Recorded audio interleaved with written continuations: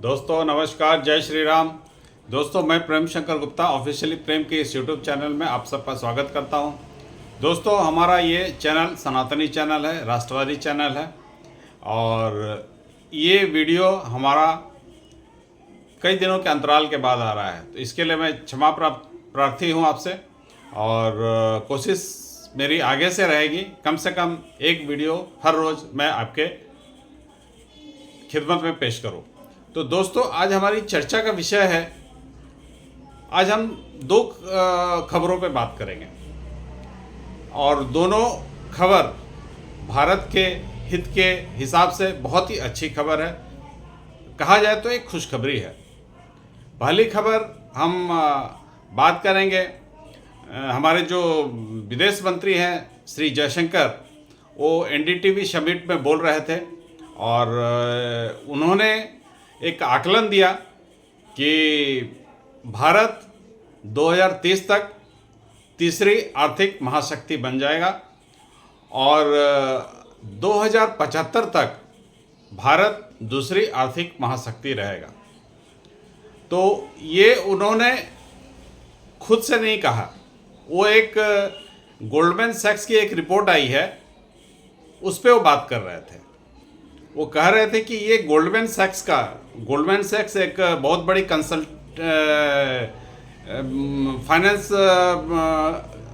बहुत बड़ी finance consultant है और जो कि पूरी दुनिया में फेमस है और अमेरिकी कंपनी है।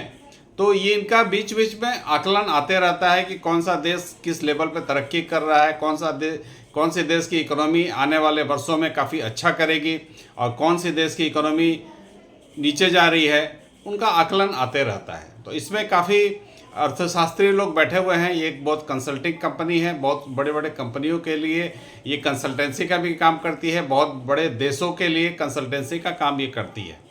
तो उनका ये एक आकलन है जिसे external affairs minister Shri Jaishankar ने एनडीटीवी के एक वर्ल्ड समिट में कहा।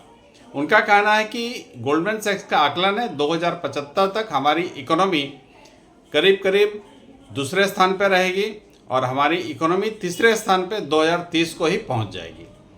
तो उन्होंने 2075 का जो आंकड़ा दिया, 2075 में उनका कहना है कि हमारी economy 52.5 trillion dollar US dollar के हिसाब से रहेगी। उस समय जो हमारा इकोनॉमी का जो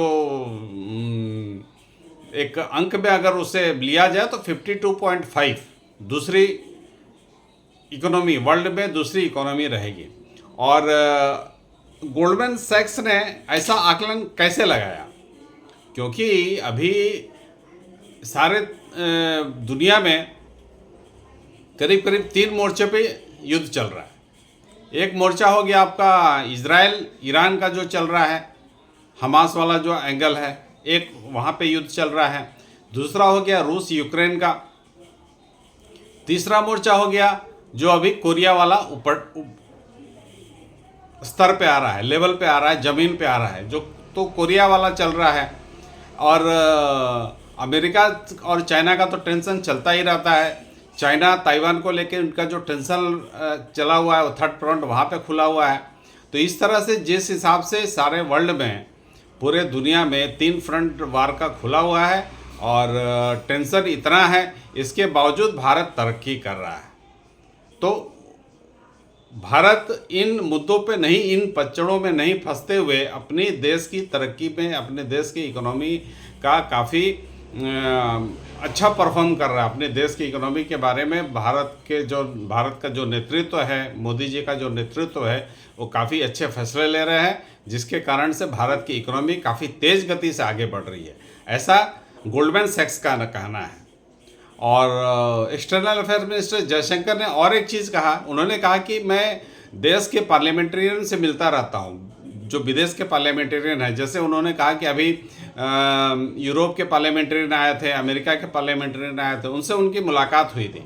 तो उन पार्लियामेंटेरियन जो वहाँ के जो सांसद है, विदेश के जो सांसद है, तो उनको काफ़ी उनका एक जिज्ञासा का विषय रहा कि भारत ऐसा कैसे कर पाता है, भारत ऐसा कैसे कर पाता है। हमारे एक एचआर में मैं चूँकि एचआर रिलेटेड जॉब से रहा हूँ, तो हमारे एक बॉस हुआ करते थे, तो वो कहा करते थे ऐसा कैसे। कोई कंप्लेन लेके उनके पास जाए तो वो जो कंप्लेनेंट है उससे ही पूछते थे ऐसा कैसे। वो उनका व्यू जानने के लिए उनका 2 शब्द का एक वाक्य होता था, ऐसा कैसे। तो ये काफ़ी पॉपुलर है। तो काफ़ी मैंने हम लोगों के बीच में हम उस समय हमारी जो फ्रेंड सर्किल थी उनमें ये काफ़ी पॉपुलर चलता था, ऐसा कैसे। हम लोग आपस में बात करते थे ऐसा कैसे। तो खैर वो जो पार्लियामेंटेरियन है उनसे जो गुफ्तगू हुई जयशंकर की, तो जयशंकर से उन्होंने पूछा कि भारत ऐसी तरक्की कैसे कर पाता है। तो और जैसे टैलेंट भारत में उभर के आ रहे हैं, टैलेंट का सप्लाई किस हिसाब से कर पाता है, अपने एजुकेशन पे क्या किया है। और चूँकि भारत से वैसा टैलेंट निकल के आता है जो कि आज अमेरिका में बड़ी बड़ी आईटी कंपनी हो गई, फाइनेंस कंपनी हो गई, उन कंपनियों के सीईओ भारतीय लगे हुए हैं। और भारत का एजुकेशन सिस्टम इतना मजबूत है जिसके कारण से ये हो पा रहा है। तो जयशंकर जी का ये कहना था। और उन्होंने अपने भारत का जो पिछले 10 सालों में पास्ट परफॉर्मेंस रहा, इसके कारण भारत इस स्तर पर पहुंच चुका है। और भारत किसी फालतू पचड़े में नहीं पड़ना चाहता है। अभी क्या है कि अमेरिका चाइना से लड़ाई करने के लिए भारत को चाहता था कि तैयार करे, लेकिन भारत इस पचड़े में नहीं पड़ा, अमेरिका के बहकावे में नहीं आया। और भारत ने इसको काफ़ी अच्छे से हैंडल किया और अमेरिका में बहकावे में आए बिना उसने चाइना के प्रॉब्लम को सॉल्व किया। चाइना से जो खतरा भारत को मिल रहा था, उस प्रॉब्लम को बिना बुलेट एक गोली चलाए हुए भारत ने उसको सॉल्व किया है।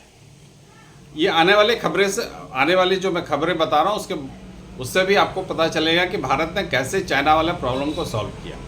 तो ये इकोनॉमी की बात जयशंकर बात कर रहे थे यूरोपियन पार्लियामेंटेरियन से, और उन्होंने इस चीज़ को बताया कि भारत चूँकि किसी फालतू लफड़े में नहीं पड़ रहा है और जो भारत कर सकता है उस पर काफ़ी फोकस्ड है। और भारत एक लक्ष्य लेके चल रहा है कि 2047 तक विकसित भारत बने, और उसी लक्ष्य को साधने के लिए मोदी जी लगे हुए हैं। और टैक्स रिफॉर्म भारत ने जिस हिसाब से किया है पिछले दिनों, जीएसटी का जो एक टैक्स वाला जो जीएसटी आई थी भारत में, तो उसके कारण काफ़ी प्रभाव पड़ा है। और भारत आज मैन्युफैक्चरिंग के क्षेत्र में, चाहे आईटी के क्षेत्र हो, मैन्युफैक्चरिंग का क्षेत्र हो, इंफ्रास्ट्रक्चर डेवलप करने का क्षेत्र हो, चाहे पोर्ट डेवलप करने का हो, चाहे एयरपोर्ट डेवलप करने का हो, जिस हिसाब से भारत ने काम किया है, आने वाले दिनों में इसके फलाफल ये प्रतिफलित होंगे। अपने को रिजल्ट दिखाई पड़ेगा भारत में, जिस हिसाब से इकोनॉमी का चढ़ाव होगा ये अपने आप देखने को मिलेगा। तो ये जयशंकर जी कह रहे थे कि भारत किस हिसाब से तरक्की कर रहा है, और 2075 तक भारत वर्ल्ड की दूसरी इकोनॉमी रहेगी, और तीसरी इकोनॉमी हम ये 2030 में ही प्राप्त करने जा रहे हैं कि हम दुनिया की तीसरी आर्थिक महाशक्ति रहेंगे। तो ये एक खबर होगी दोस्तों, और ये काफ़ी अच्छी खबर है। हर भारतीयों को ये खबर सुनने के बाद उनका सीना गर्व से चौड़ा होना चाहिए। चूँकि मैं भी एक भारतीय हूँ, तो मुझे तो ये काफ़ी आनंद देने वाला खबर लग रहा है। आपको कैसा लगता है आप ज़रूर बताएं। तो दोस्तों आज आप दूसरी खबर पे बात करेंगे।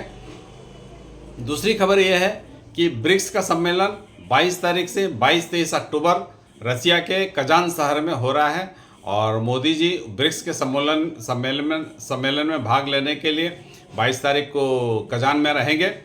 और ये ब्रिक्स सम्मेलन, ये 5 देश जो एक यूएनओ को टक्कर देने के लिए 5 देश इकट्ठा हुए हैं, क्योंकि यूएनओ में जो यूरोपियन कंट्री है उनकी चलती है, चाइना की चलती है।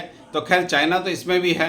तो ये 5 देश हो गए, Brazil, Russia, India, China and South Africa. तो ये 5 देशों का ये गुट है, और इसमें आने वाले दिनों में और भी लोग मेंबर बनेंगे। इसमें सऊदी अरेबिया भी शामिल होने वाला है, यूएई शामिल होने वाला है। इस तरह और काफ़ी देश इसमें शामिल होने वाले हैं। तो ये सम्मेलन कजान शहर में होने वाला है और इस सम्मेलन में शामिल होने के लिए प्रधानमंत्री मोदी रशिया शहर में होंगे। तो ये सम्मेलन के जस्ट पहले आज की खबर है, एक्सटर्नल अफेयर मिनिस्टर का ब्रीफिंग आया। जो फॉरेन सेक्रेटरी हैं मिस्टर विक्रम मिस्री, उनका बयान है कि भारत और चाइना के बीच में एलएसी पे जो एक वातावरण बना हुआ था टेंशन वाला, और एक डिप्लॉयमेंट था, आर्मी आमने सामने खड़ी थी, चाइना की तरफ से भी आर्मी खड़ी है, भारत की तरफ से आर्मी खड़ी है। अगर चाइना के थल सैनिक 50 हैं तो भारत के भी थल सैनिक 50 हैं।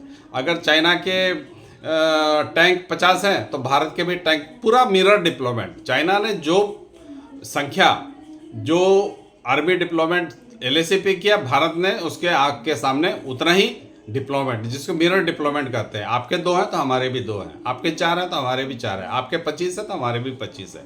तो भारत ने ये जो था ये 2020 से चल रहा था।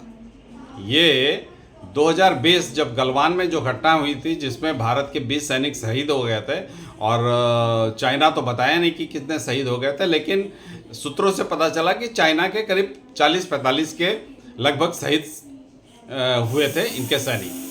तो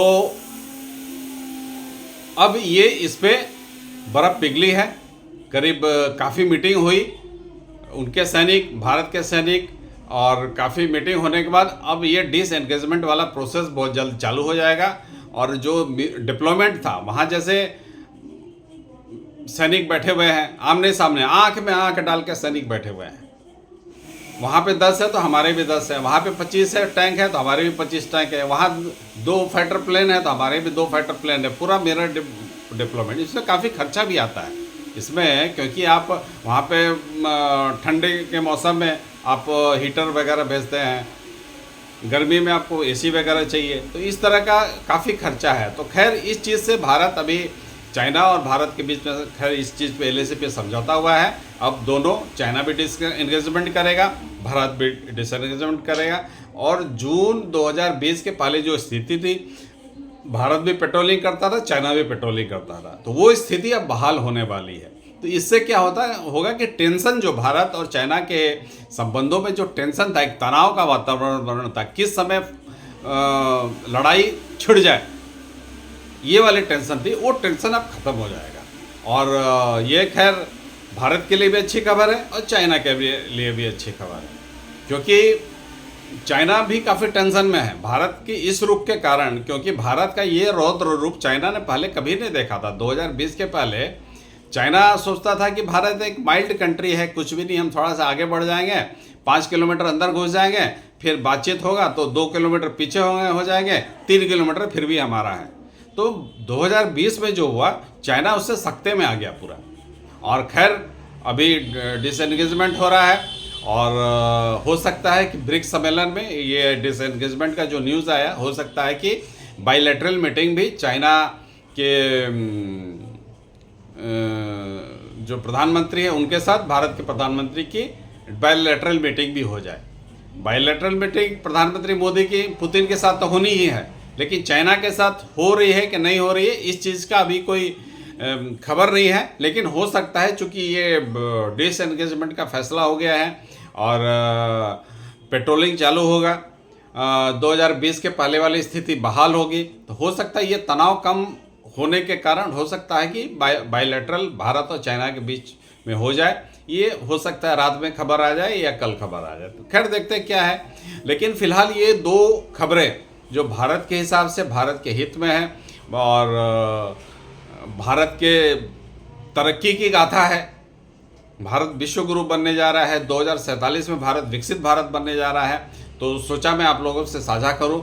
और मेरा एनालिसिस आपको कैसा लगा ज़रूर बताएं, और मेरी फिर से आपसे दरख्वास्त है, गुजारिश है कि इस चैनल को लाइक करें, सब्सक्राइब करें और शेयर करें। दोस्तों फिलहाल इतना ही, अगली खबर लेकर मैं बहुत जल्द अगले अंक पर हाजिर होऊंगा आपके सामने। फिलहाल जय श्री राम, नमस्कार।